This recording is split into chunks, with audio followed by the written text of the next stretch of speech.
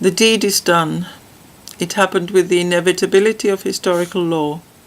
It happened because of the failure of all the agencies of labour to defend the rights, aspirations and the will of the people. Looking back at 13 years of Labour government, one can say the first 6 years were characterised by the belligerence in taking on the unions.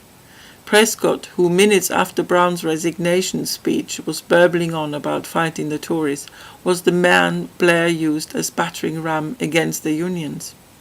The last 7 years of the Labour government are the war years, conducting a war of aggression and occupation against the people of Iraq and Afghanistan.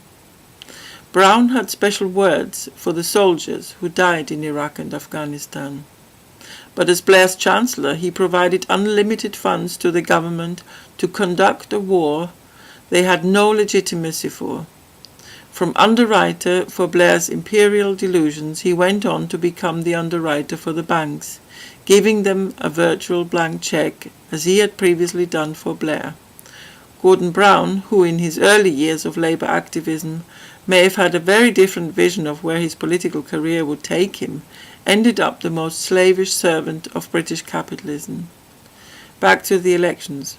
The ruling class could not trust Brown with the job of destroying the welfare state, which is what is now required. The man for the job of destroying every last vestige of our rights to education, health service, housing, pensions and jobs is David Cameron, and they imposed him through a political gamble that came off brilliantly. How did they manoeuvre Cameron into power? The ruling class had a plan. They knew their man couldn't win a majority of seats in Parliament, so they set the Liberals up to split the Labour vote. Helped by the media, the Liberals were able to masquerade as left of centre and attracted many of the young and old voters who had no longer any political compass. Never mind a few 100,000 voters who now stand betrayed in the face of the Liberals going to bed with the Tories. A Conservative government with Liberal support will waste no time to impose their cuts. The onslaught will begin on day one. Shock and awe, here we come.